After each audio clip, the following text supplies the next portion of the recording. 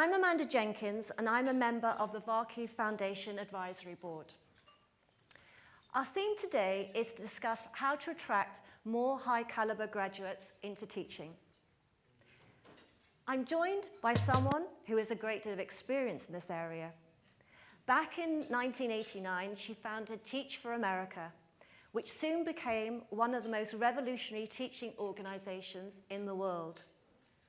The idea was originally developed as part of her undergraduate thesis at Princeton. And then in 1990, Teach for America hired 500 of the most academically able graduates with the view that they would be trained and supported for the next 2 years whilst they taught in some of the most demanding schools. In 2007, the organization became global with Teach for All. And in 2013, she stepped down as CEO of Teach for America to become chair of Teach for All. Today, Teach for All has 36 partners throughout the world, covering a diverse range of countries. For instance, we have Teach for India, Teach for Israel, and now Teach for Armenia. She's written 2 books. One Day, All Children, The Unlikely Triumph of Teach for America, and What I Learnt Along the Way, and A Chance to Make History, What Works and What Doesn't in Providing an Excellent Education for All. Our guest today has won so many awards and doctorates, I'd use up all our time to list them, and she has 4 children and resides in Manhattan.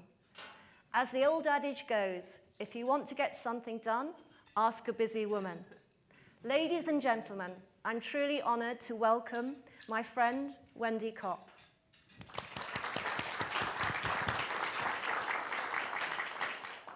Thank you. Thank you. So nice. So happy to be here. Right, let's get started. Wendy and I will talk for about 20 minutes, and I promise there'll be plenty of time for questions at the end. Wendy, let me begin with the theme, getting the best graduates into teaching. Now, there's an old quote from another New Yorker, Woody Allen: "Those that can't do, teach. Those that can't teach, teach Jim." Surely this isn't true. How did you choose your very first 500 graduates to kick off Teach for America's mission? Well, so to go back to that point, so this was 26 years ago. I was a senior in college at Princeton University, and my generation was known as the me generation. Supposedly, we all just wanted to make a lot of money and work on Wall Street, and I just felt like that wasn't a good descriptor of our generation. I felt like I was one of thousands of people out there who were actually just searching for a way to make a real difference in the world. And I thought the problem wasn't the generation, but rather the recruiters, all of whom at the time were investment banks and management consulting firms banging down our doors, making it really, really easy to commit just 2 years to work in their firms. So that was really the inspiration for Teach for America, was to say, you know what, why aren't we channeling some of our most highly educated talent to commit 2 years to teach in low-income communities instead of to commit 2 years to work on Wall Street. And the original idea was that that would be really important for kids in our most under-resourced communities, but also that those 2 years shape so much. You know, your first 2 years out of college change your priorities, influence your career direction, and so that was the real ultimate idea, and I think it's the one that we've been working to live into ever since in the US and now all around the world. You know, how do we channel still more of our country's, our society's most highly educated, most capable, most promising future leaders towards this issue of educational inequity? For 2 years initially, but really, it's not really about 2 years, because those 2 years are so transformative. So it turns out it's about every year after those 2 years as well, with the goal of ultimately shaping a leadership force of folks who will work from inside of education and from outside of education, but to ensure that all kids have a chance to attain an excellent education. Because you've had some incredible success, haven't you? I've got some stats here. Nearly 10,000 new core members every year. and they reach over 750,000 of the highest needs students. That's over 47,000 people signed up. And the amazing thing is, it isn't just 2 years. 86% stay in education. I've got here 11,000 as teachers and 800 as school leaders. And looking at the diversity issue, 50% are black and 47% come from low incomes. 50% are, yes, are people of color. And, Yeah. and as you say, I mean, we make a huge effort to recruit a diverse cohort. And that's where Teach for America is today. And what's been so exciting is to see this same approach taking off now all over the world, where we see thousands of some of the most highly educated folks competing to do this everywhere from India to Lebanon to Mexico to the next place. And we Armenia. see at the same time that, you know, they do have a real impact during those initial 2 years, but this experience does change everything. And we're seeing 50 to 80% of these people who come in very unsuspecting, turning down the offers from Google or McKinsey or whatever, thinking this is just gonna be 2 years. But once you work with kids and fall in love with them, you basically cannot leave the work. And so we're seeing the same kind of effect, you know, all over the world in very diverse contexts. Right. So you've now had over 25 years of experience in getting the best graduates into teaching. What have been your greatest challenges? This is just really, really hard work. I don't think there's an aspect of it that isn't really, really challenging. You know, first of all, every year is a new year, and it is, you know, someone coined the expression war for talent, and it really is. I mean, it is a war for talent, and even just convincing the people who have the most other options, and, you know, especially given our focus on recruiting people who've actually experienced the inequities that we're working to address, convincing people who themselves, you know, grew up in a low-income community, worked incredibly hard, went to such significant ends to, you know, get those college degrees, to excel in the process, getting them to commit to do this. I mean, it's just, so that's one small element of what we do, and that in and of itself is challenging. I think then, and this has been such a learning curve and continues to be such a learning curve, but it is unbelievably challenging, as no doubt many in this room know, for anyone in their first and second year of teaching to work in, you know, some of the most, you know, under-resourced communities in the world, and not just survive, but actually excel and put their kids on a path to meaningfully different options, which is really what we're trying to do. So it's been quite a learning curve and continues to be, in terms of both understanding what it is that differentiates the people who have the most significant impact with kids, and understanding how to develop those people, how to cultivate the mindsets, the skills and knowledge necessary, so that folks have a meaningful impact on their kids, and so that they learn the lessons that come from success. Because again, those 2 years are foundational for what becomes a lifetime of leadership and advocacy. And if we don't succeed in that challenge, then it's even tougher. And then finally, you know, the ultimate goal of this work, and what draws everyone who's part of the kind of Teach for All community together, is to ultimately affect the fundamental changes that we need to see to ensure educational opportunity for all. We know that we can't solve this problem from within classrooms alone, and that it's going to take a whole lot of efforts at every level of the education system, at every level of policy, and from outside of our schools to get there. And so ensuring that we're maximizing every one of those alumni who have so much potential because of the leadership that they've brought to this, because of the foundational experience they've had. You know, how do we support them and accelerate their leadership so that they can work alongside many, many others, and in deep partnership with folks in the communities in which they're working, to actually affect the kind of transformational change that we need to see if we're going to make any dent in this issue in our lifetimes. Because it's interesting that this morning Vikas, he opened the conference and he was saying it's not just about looking at problems, but also finding solutions. And that's clearly what Teach for All are doing. Let me ask you, you know, The teachers, they're put in the schools, and then they have 5 weeks of training during the summer, and then you support them during those 2 years. What do the kids learn during those 5 initial weeks?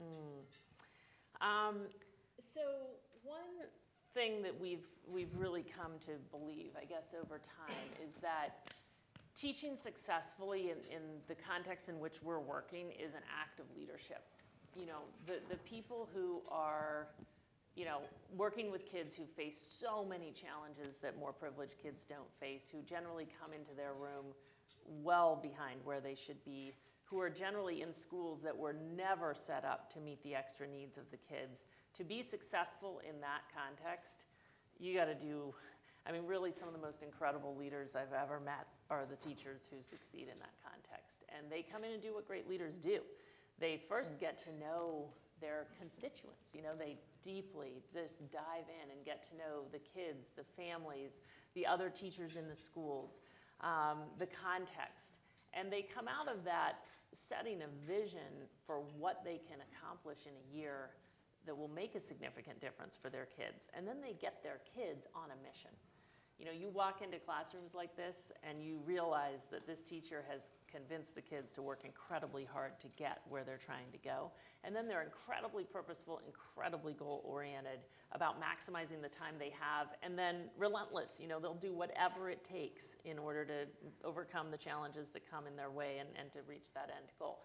So what we're trying to do is produce teachers who teach like that. It is unbelievably challenging, right? And there's a set of mindsets and skills and knowledge that you need to get there. And the dilemma of, you know, what do we do during the 5 weeks and what do we do during the 2 years through the kind of coaching and ongoing professional development program is a source of constant debate, and different programs in the Teach for All network are approaching this differently. But there's some significant focus on mindsets, actually.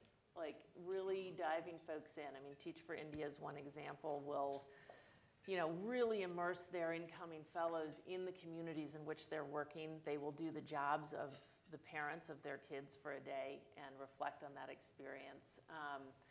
They do any number of things, and you know, they come out of that on a mission, thinking, I got to do whatever it takes to get my kids on a path to a different set of options.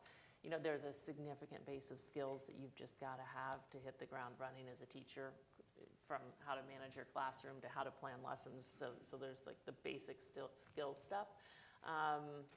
You know, different partners in different countries focus on and prioritize different things. And we're doing a lot to try to learn about that. Like, you know, which of these programs are accelerating their teachers' impact the fastest, and what does that tell us about what to focus on when in this continuum? Right. Have you looked at all at Finland? Because I was reading last week, they're doing some very interesting things. You know, for instance, they have very few tests. The schools are very small. The teachers are obviously paid a lot more than in most countries. They're doing some great stuff over there, and they're getting the results on the PISA scale. Yeah. I haven't looked as much as some others within Teach for All have looked at Finland, but we are constantly looking at some of the leading systems. In fact, we took all of the CEOs in the Teach for All network to Shanghai last year to spend time there, given that they achieved the highest levels of excellence and equity on the PISA, and given that, you know, they've seen quite a transformation in their education system in the last 20 years, and despite a not insignificant migrant population have achieved those results. And that was really, it was very affirming, actually, of a lot of things that I think many of us had seen in the pockets of success that they have in their own countries, but just across the whole system. You know, they did that by embracing very high internationally benchmarked standards for kids, something that still has yet to be done in some of our countries.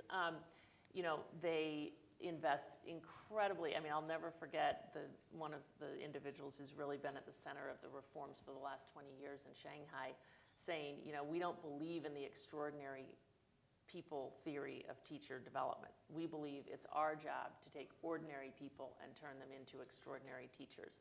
And they do that by building professional development into the school day.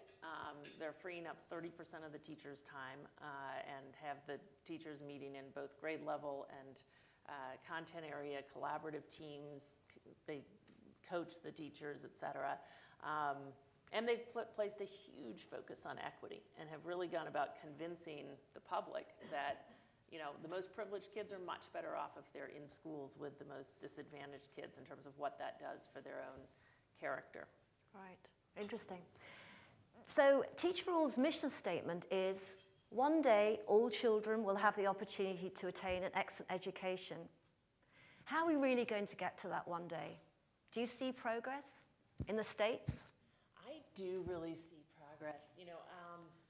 So as I said, we have been at this now for a long time. In the context of my lifetime, at least, we've been placing teachers in some communities for 25 years. And, I think it's really incredible to see, actually. I mean, there's so much more to be done in the United States, but I could give so many examples of communities that have made meaningful progress in terms of the possibilities and opportunities available to kids. I'll give one example. Our nation's capital, since it's the fastest improving urban system in the US at the moment, Washington, D.C. When we started placing teachers there in 1991, very few people had any hope that we could actually change things for kids. I know that sounds like a sweeping generalization, but honestly, I mean, even 15 years ago, I was personally running around that city trying to raise funds from the philanthropic leaders there. And that they even tell me, they remember these conversations, but they literally told me, you know what, we're done. We have tried everything. Nothing changes. Like, no matter what we do, nothing is changing.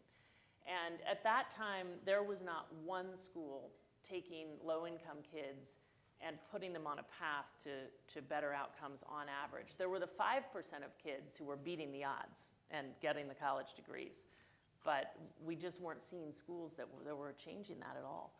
Today there are, we could all argue about the number. I'm guessing there are, not just guessing, I mean, based on the data, there are about 40 schools that we could fairly call transformational schools that are meaningfully changing the trajectory of kids, that are, instead of getting a 5% college graduation rate from the very high poverty African American student population in DC, are getting more like, it depends on the school, but certainly they're quadrupling and more the college graduation rate.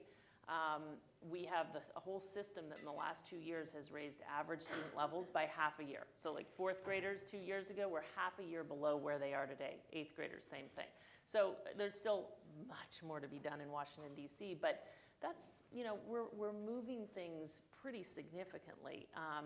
And, many things came together to make that happen, many things. I mean, reform-minded mayors, committed philanthropists, veteran educators who've been going at this longer than I've, been going at it.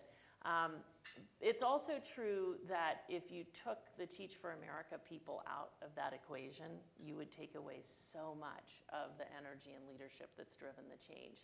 The last two schools chancellors who've presided over the system for a decade, the majority of their senior team, all the managers of the school principals, 20% of the school principals, including many of the principals of those very transformational schools, the last 5 teachers of the year, hundreds of teachers in the system, the state commissioner for education, the mayor's aide for education, the leaders of the NGOs outside the system working to support the change, all TFA alums. And it's not to say, I mean, again, there's so many good people in the system who are not in that list I just said. There's so many, but leadership matters.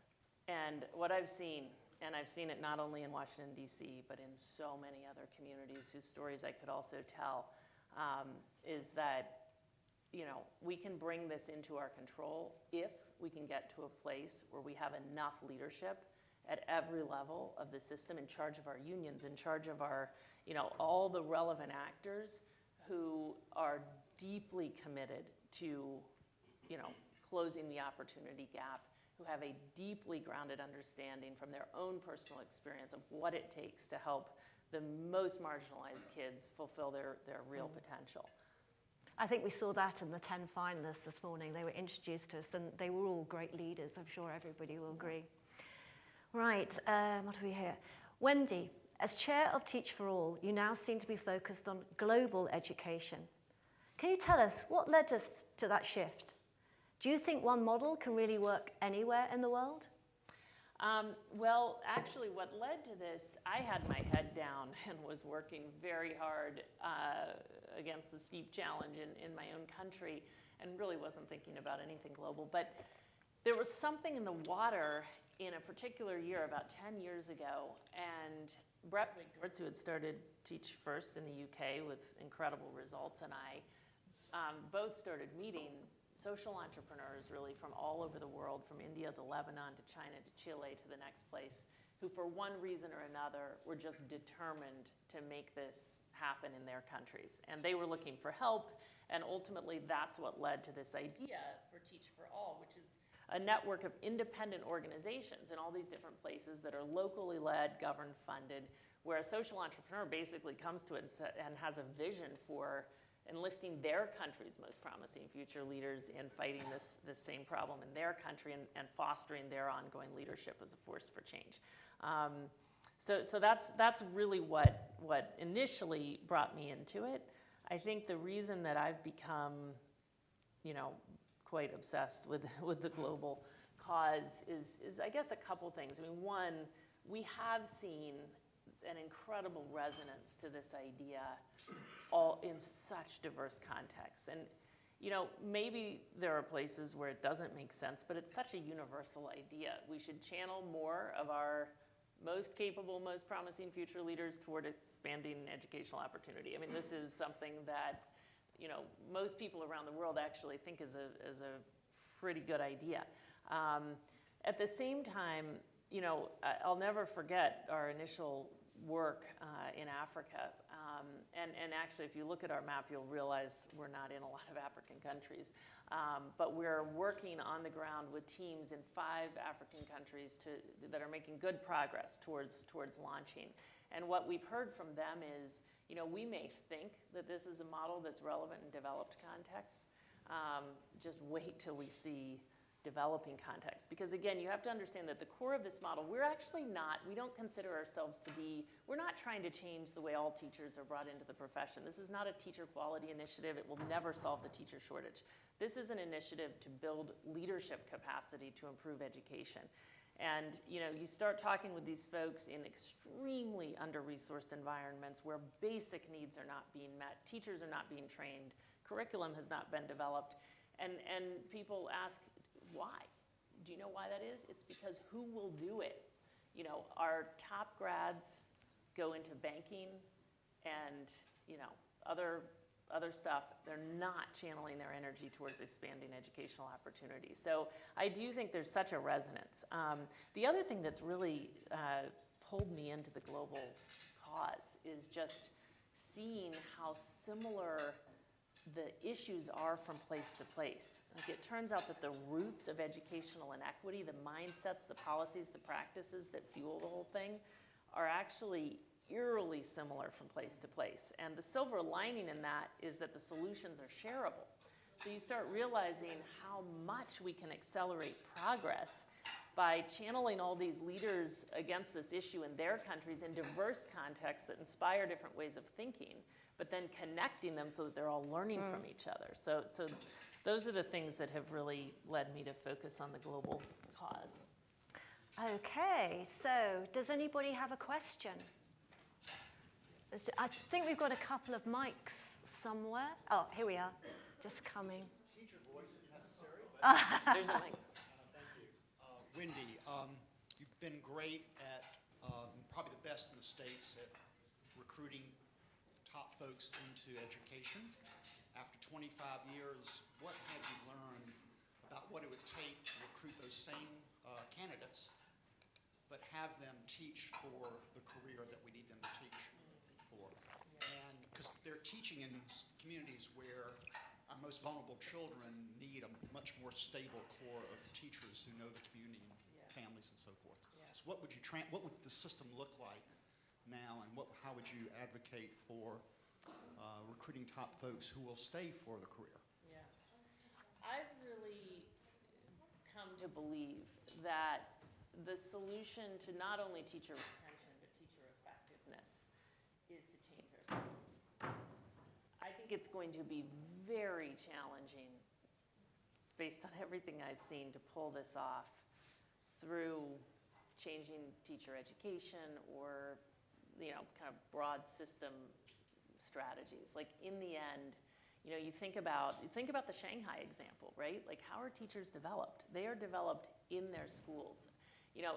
Teacher retention varies so significantly based on the school in which you're working.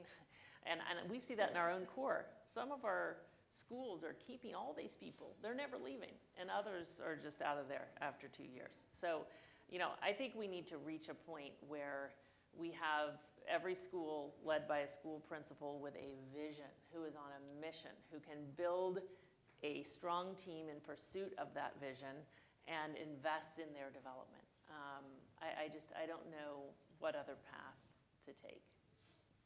No lessons for what the conditions That's the lesson. I mean, school principals and the teams they build, they've got to be obsessed. I mean, I can certainly say more. I mean, first of all, most of our teachers in their second year report that when they are placed in a traditional public school, they are never asked whether or not they're going to stay.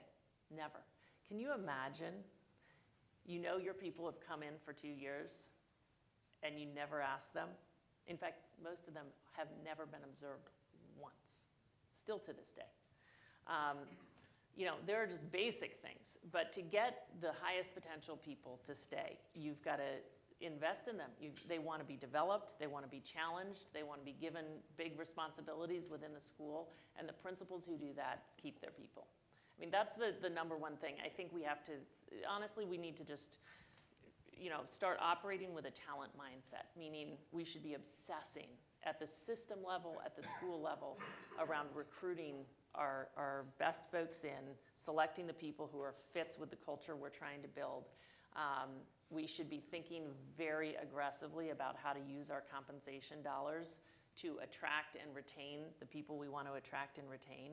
I mean, just as one example, most of our teacher compensation dollars are tied up at the back end of the system, and we've got a lot of pension money in there.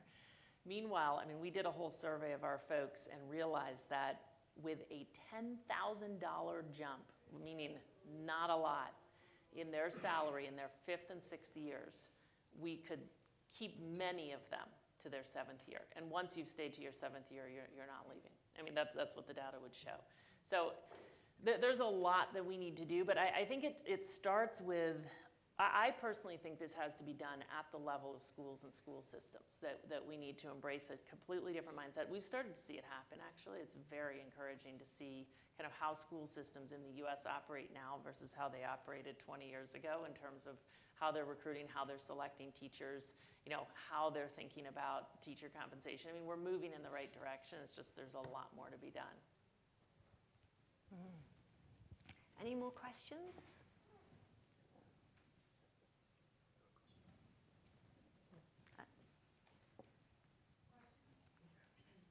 We've got one here, and then Stephanie. Then. Right. Stephanie, would you like to go first? Wendy, this is a question looking for a sense of a different outcome that might even be longer term than the ones you're talking about. So I'm just curious. We talked this morning about the need for informed policy, and some of the cultural barriers and the political pressures, et cetera, et cetera. If you don't have any even anecdotal data, just tell us some stories of what you're hypothesizing. So you have students from Harvard, Yale, Princeton, the top schools, the top kids, and they decide to leave. And so they're in Teach for America, and then they go back to their communities.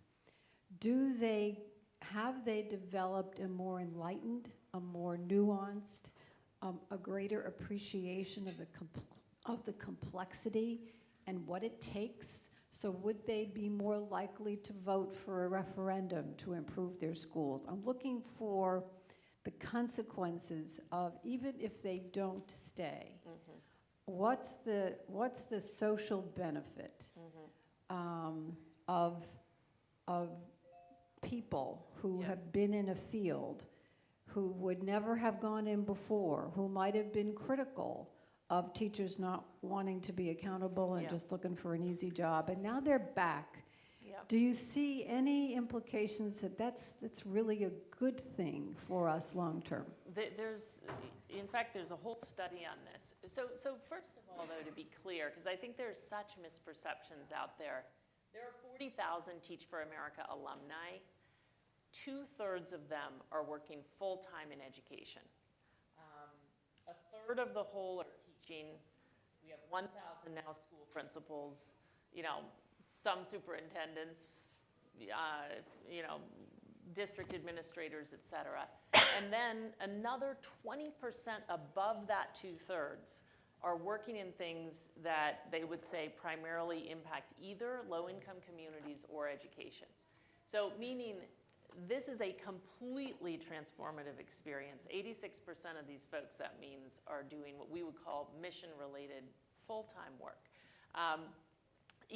Roland Fryer did a study a few years ago that looked at people who were right on the admissions line to Teach for America. So they looked the same as each other, but some of them had done it and some of them hadn't. And he looked at what their beliefs were and what their racial tolerance was, and what their priorities were, what their career paths were 10 years later. He found very dramatic effects on things like belief in the potential of kids in low-income communities, belief that teachers can make a difference. He found significant impacts, of course, in their career paths, given the stats I just mentioned. He found racial tolerance effects that he still cannot get over. The racial tolerance difference between the people who had done Teach for America, who work with largely kids of color, 90% African American or Latino kids, and the people who had not, was greater than the difference between the white and black applicants to Teach for America. So that just, that kind of says it all. This experience is completely transformative for folks.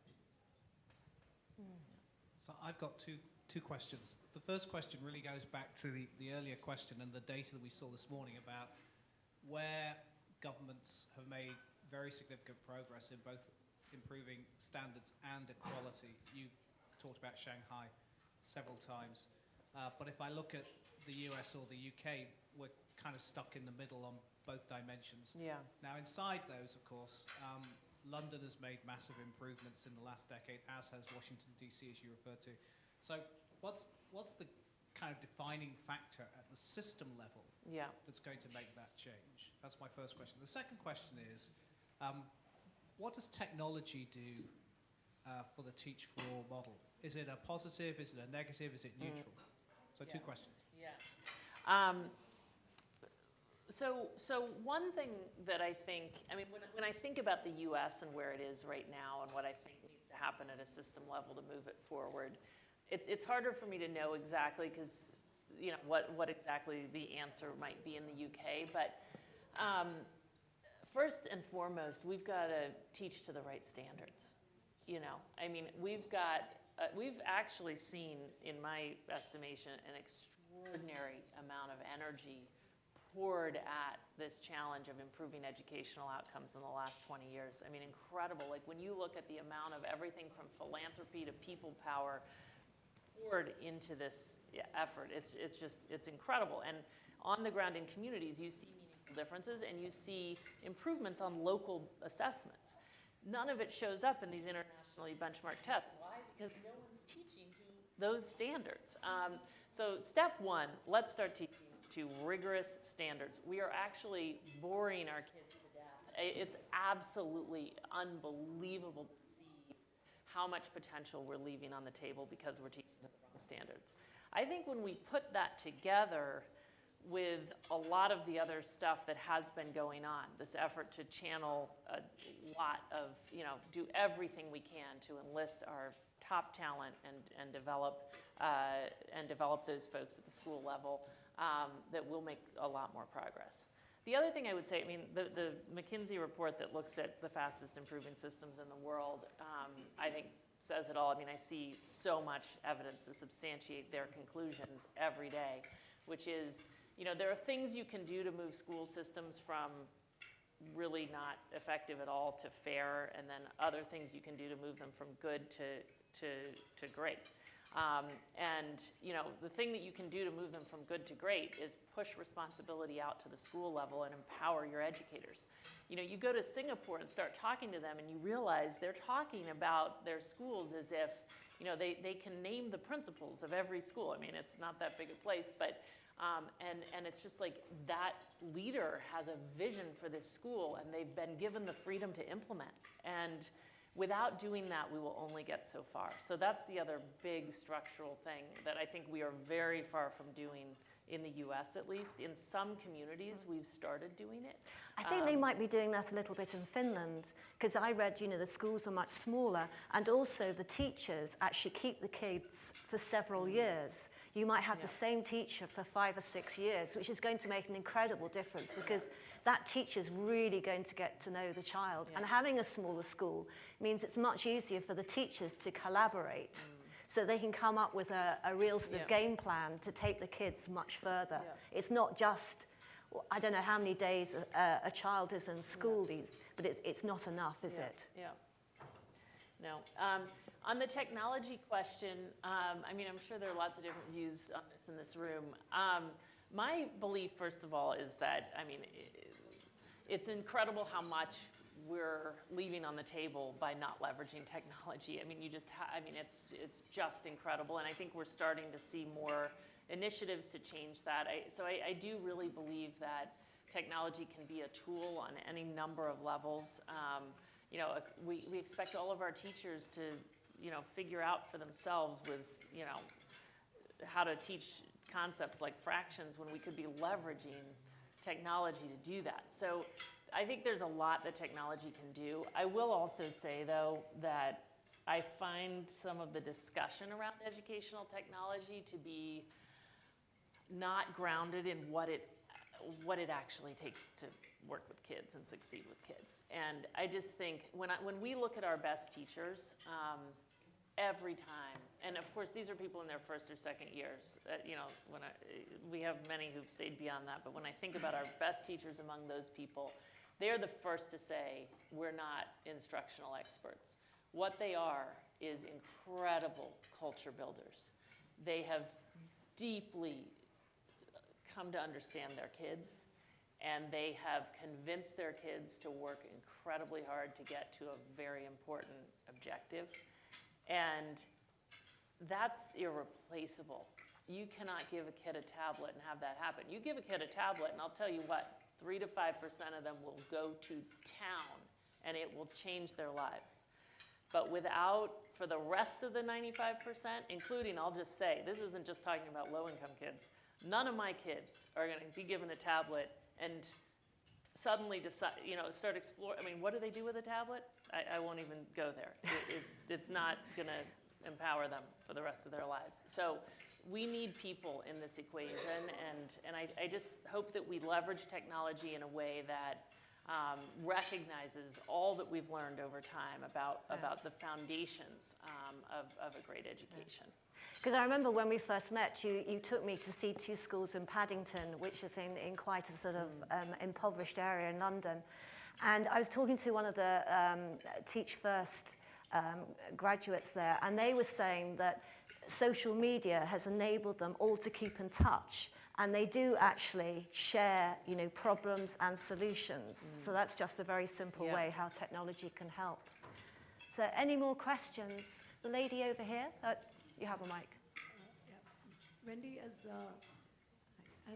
someone who's had a little bit of outside-in involvement in your movement, this whole piece about 86% of Teach for America alums staying on in education and allied areas.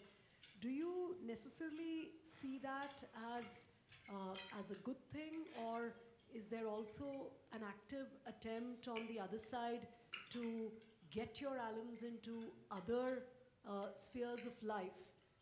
Partly, I mean, for them to learn a lot more before they can contribute back to education at a leadership level, and partly for the other purpose of the movement, that is for corporate leaders, etc., to be sensitive towards equity in education. So, and I realize it's a very difficult balance to strike when you want them to be in education, but also have this broader purpose. So how do you think about that balance? Yeah. It is, I think it really is a dilemma, you know. Like, who knows what the forces will be that will ultimately actually change things for the most marginalized kids. And I guess our view is, one thing we know is we need a whole lot of people going at this from within our schools and school systems. We need a whole lot of other people going at it within our communities more broadly, because there's so much to be done to take pressure off of the schools by improving healthcare and social services and nutrition, et cetera. We know we need people in policy. And, you know, it's very different walking around Capitol Hill in the US right now than it was, you know, a few years ago, because now there are so many, and we know who really constructs policy, legislative assistants who themselves actually have spent time since their own graduation in our schools. Hopefully some of them will now become, you know, the actual policy leaders in the Senate, et cetera. I mean, we know the impact of policy. I think you're making a really good point about business. We ask ourselves this all the time. You know, the fact is something like 3% of our people actually end up working in corporations. You would never know it reading the US media. You would think it was 85%. But it is 3%. And you know, given how the world works and the influence that corporate leaders have, that's, you know, not necessarily what we want, you know, but there's so much that we need. So, you know, we want everyone leaving this experience asking themselves, how can I personally have the greatest possible impact on this issue? And I think that's what's happening, and it's leading to the outcomes we've got. Yeah. Any more questions? Oh, sorry, I see you waving your arm over there. Can we have a mic to this lady over here, please? Hi. You were mentioning many examples of the US about how Teach for America has been able to develop leadership skills, and that now a lot of those alumni are involved in working to improve education in the US. I was wondering if that's the same case for Teach for All. And I would like to know especially the case of Latin America. In the past 10 years or 15 years, you've seen like a growth, important growth of institutions that are related to Teach for All. I work at the Inter-American Development Bank, and I was wondering if you have seen the same thing happening in our region. We really have seen the same thing. And believe it or not, I mean, I think the oldest program in Latin America is only 6 years old. So these programs are still very, very young. But across the Teach for All network, we're seeing between 50 and 80%, depending on the program, of the alumni stay in education, and more stay in related sectors. They're doing great things. I mean, I was in Peru in the last year, and I saw that something like 20% of their first cohort are now working in the Ministry of Education, just as one example. You know, I think about what the alums of Enseña Chile, which was the first Latin American program, are now doing, and they're working in policy, they're launching schools, they're doing all sorts of things. I mean, we've seen the same kind of entrepreneurial leadership emerging from these programs all over the world that we saw in the early cohorts and continue to see in the Teach for America or Teach First folks. People launching new initiatives to retrain government teachers, launching educational technology ventures that they piloted as teachers in their classrooms, et cetera. Interesting. The lady over here? I just wanted to find out, yes, the graduates who are coming into the Teach for All program are young and bright. What's convincing them to join this program? And then why didn't they choose a path to education rather than go through Yeah. Teach for All? Exactly. Well, that's a very good question. You know, first of all, they're doing this because they want to make a difference and make a positive impact. I mean, we have lots of research that tries to figure out why are they doing this, and that's the reason. I mean, you really wouldn't do this if it wasn't a desire to do that. I do think we're fighting. I mean, there are a few countries in the world, and this is a larger answer to your question, Barnett. If we can all figure out how to change the culture of our countries, that would be maybe step one on attracting and retaining folks. But there are very few countries in the world, Finland is one, maybe Canada is another, where, you know, if you're growing up and you've got a lot of other options, people are saying, yeah, go into teaching, go into education. It's just the reality of so many places around the world right now is that the financial structures and the image of teaching is just such that people worry about limiting their options to education. So, you know, if you want to go into education in most places, you're thinking, okay, I need to declare that during my college years, and that you're choosing right then, that's going to be my life. The rising generations, not just in the US, but all over the world, are thinking, I want to keep my options more open than that, especially given the image of teaching, et cetera. So what we do is come along and actually make it possible. Like, that 2-year commitment is so key, because we can say, just commit 2 years. It's not the rest of your life. But we know that those 2 years influence the rest of their life, right? So I think that's kind of why this is working in the way that it is. Yeah. The lady in the white jacket?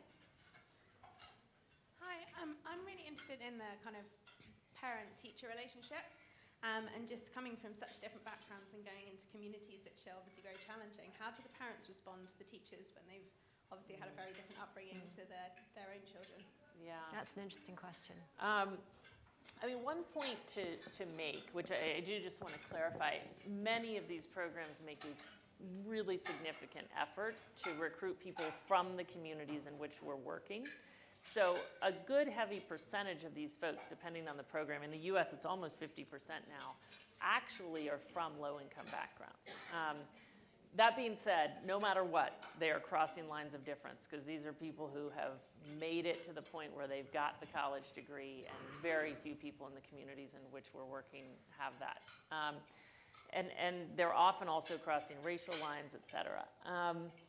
You know, and that influences, of course, the design of these programs, how people are selected, how they're trained, the culture in which, you know, that we're building, all in pursuit of helping people develop the competencies necessary to cross lines of difference effectively and such.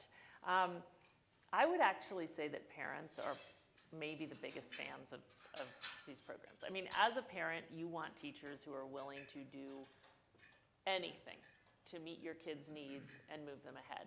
And that's what the mentality that these teachers are bringing to this. I was just in Mexico last week, and they're only 2 years in Mexico, but the level of support that has evolved around this program is unreal. And the foundation of it is a bunch of parents who started reaching out to the schools saying, we need more of this. I was just in Pakistan not that long before, and I actually met with parents who literally, I mean, could not keep it together as they explained to me the transformative effect that these Teach for Pakistan fellows had on their girls.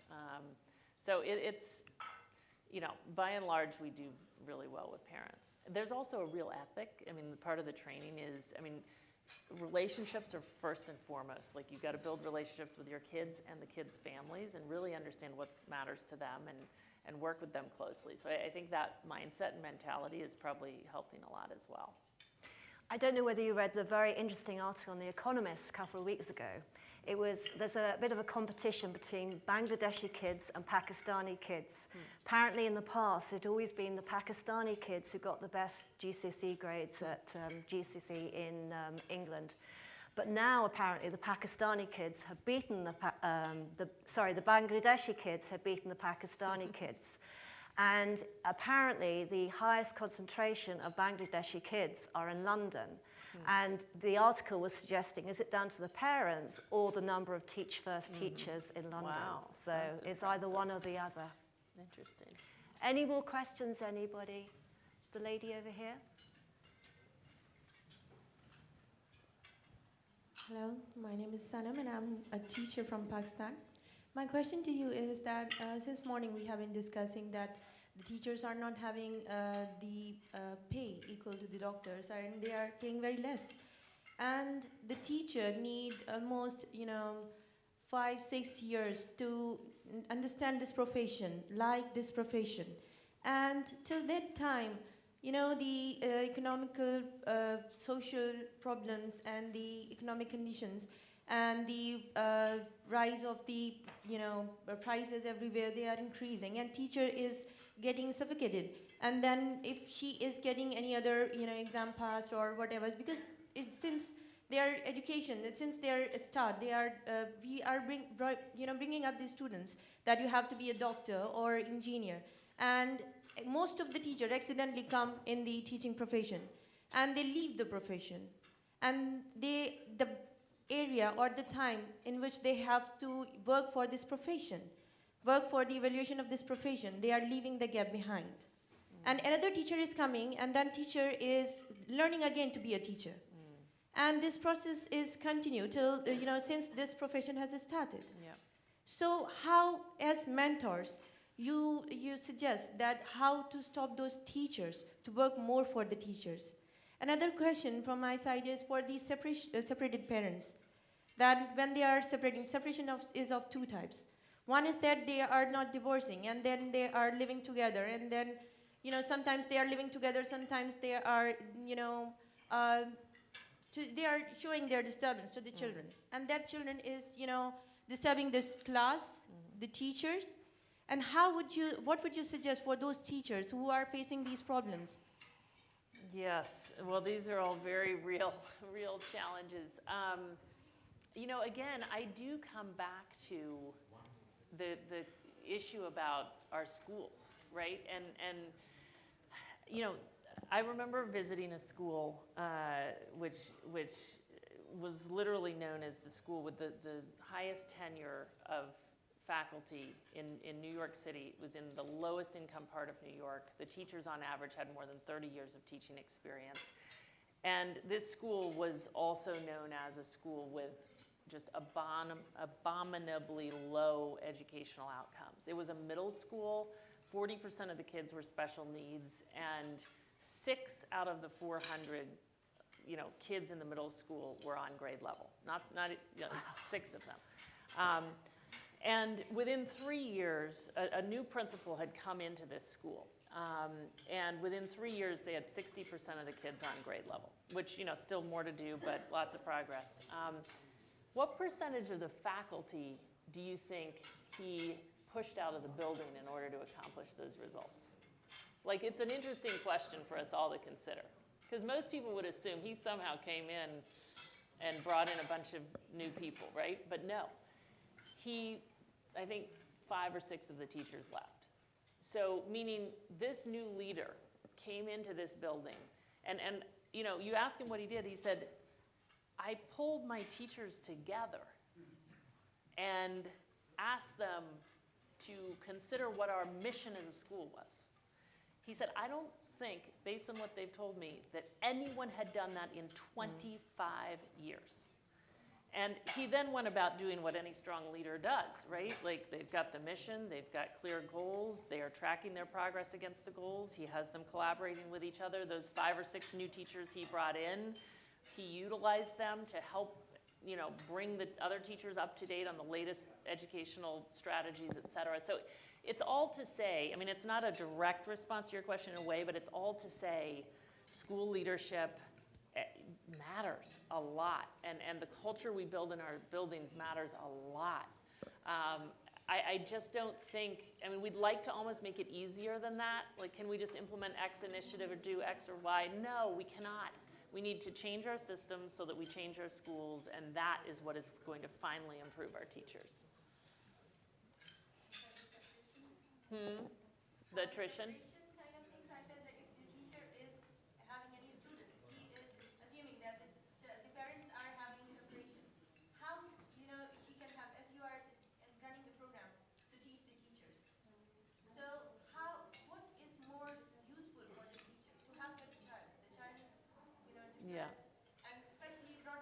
Yeah. that they started saying that bringing to the school, although the child is not having the age of coming to the school. Yeah. Oh, goodness. I mean, this is such a specific issue, and I feel like I don't know all the parameters of this issue, but there's so much to be learned to be a good teacher. I mean, that's one thing. And what we try to do is put a lot of available resources, including teacher coaches and, collaborative teams around these teachers so that they can look for the solutions for the particular challenges that they're facing in their context. I saw some very vigorous noddings from a finalist there. This is, you're from the South Bronx, I think, yeah. Yeah. Leaders lead. Yeah. Yeah. This gentleman here? Hi, Nick Kafka, Teaching Foundation. I'm just thinking a little bit more broadly, with all your kind of experience in education, it seems like a lot of the focus at the moment is still on improving quality through improving teaching skills and leadership with what's going on in schools already. But if you could have a magic wand and, create the learning that you really wanted to see, are there things about the content, about what's actually being taught in schools Yes. that you would change, and what would they be? Yeah. We spend so much time across the Teach for All network talking about this because, and I really believe that step one in our effort is for any given Teach for All regional office to consider the context and what their kids, first of all, where will they be if nothing changes, right? What are the challenges that face the kids in this context? What are the assets in that community and the opportunities that actually are available for kids? And what do we want for our kids in our community? And what are the implications of all that for the ultimate aims that we have for our kids? I think we have to have a clear sense of what those ultimate aims are. And you can't go through that process that I just described and define the ultimate aims as good standardized test scores. It's just not going to be. You're going to decide we need strong academics, without a doubt.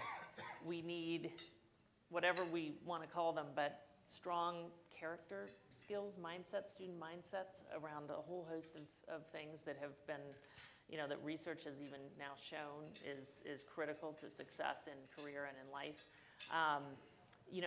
We probably need a very high degree, at least in many of the contexts in which we're working, of what we would call critical consciousness, like understanding the dynamics in communities and how much you're up against so that you can be incredibly strong in the face of that.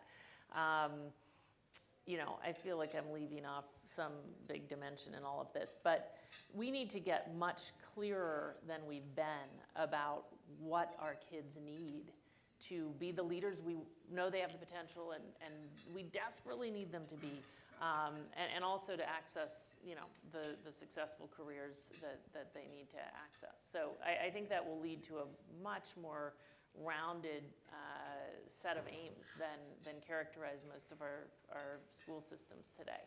I think it's just a big, in fact, it's actually the thing that I didn't say this earlier, but I really should have. I mean, it's actually one of the things I think most about, and we were talking about it earlier actually, is, I think we need to be far more purposeful just about where we know we want our kids to be and how we're going to get there. Like the breakage between, what happens in our K-12 systems and what's actually necessary for kids to succeed is so extreme, and we really need to step back and reconsider all of that. Well, particularly when you look at the unemployment rates for young people, Yeah. For instance, Spain or Greece is well over Yeah. 50, I think it's 56% now. Yeah.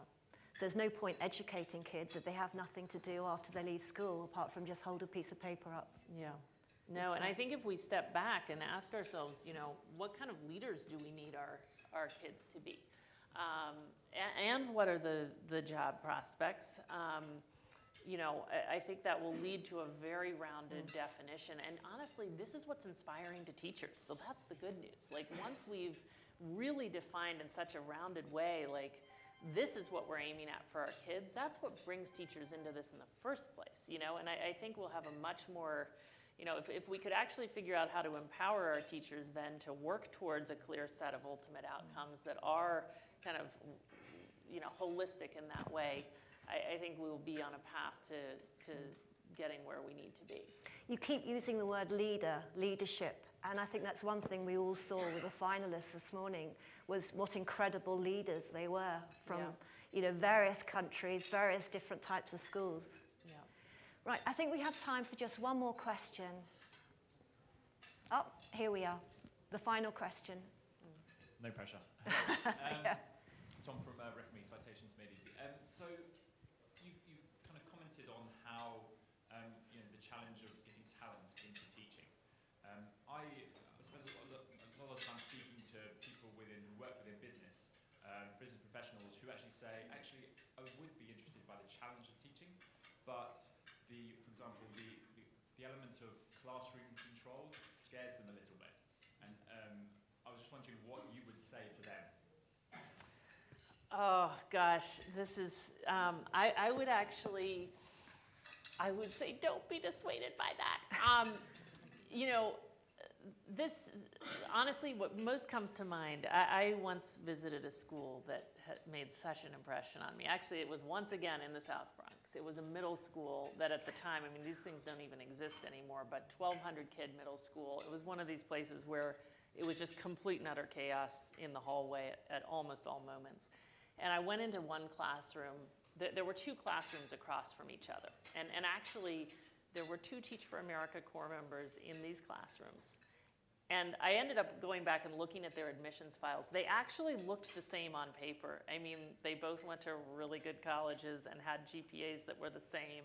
And they even looked the same, like they were the same height, and they were both white women, just to give you the context. So I go in one room, and they were both so committed too. This is not the case of anyone not being committed. And one of these women was standing up in front of the room the entire time, just trying to get her kids to sit down, be quiet.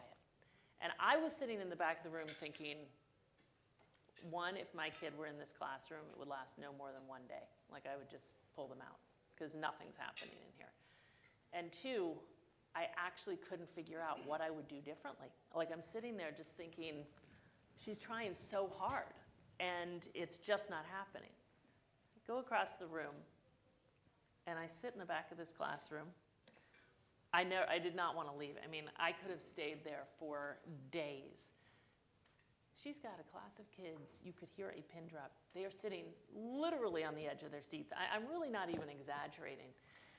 And she has got them. So I look around the room. There are all these 2s all over the place, like table tents, 2. I talked to her later, and it turns out one of the first things she did, she's a writing teacher, and she had her kids writing about their lives, and she read their writing in the first week of school and realized that these kids are facing a level of intensity she could not even possibly fathom. And it led her to really reach out and start spending time with the kids. She develops relationships with them and such. And it also led her to think, what am I going to do to get my kids out of this situation? And she, being a first-year teacher, could only come up with so much. She's like, I don't know. I'm going to get my kids to make 2 years of progress in 1 year. It's the least I can do. It won't catch them up, but if they can do that this year and then they can do that next year, they'll be on a path. And she just shared all this with the kids, like, here's where you are. You have the potential to be, getting the kind of education that will enable you to access any kind of job. I'm going to do what I can. You got to work with me. 2 years of progress in 1 year. And, the difference between these 2 rooms was that one of these teachers had, again, I keep using the same phrasing, but had gotten their kids on a mission. It was so much easier for her to teach. It was so hard for this other woman who was just about to kill herself to get her kids to. So I think it's in your approach, and they're really, you can really learn how to do this. And there's probably another path. Like, I think there are teachers who do all of this by figuring out how to become expert classroom managers. To me, that is a tough, long road. I would rather do it by sort of through this kind of other approach, which I actually think in the end gets you further anyway. Thank you. Right, well, I think that's all we've got time for today. and I think you'll all agree that we've learned a great deal about what leadership, passion, and innovation can achieve. Please join me in thanking Wendy. Thank you, Thank you, Wendy. Thank you.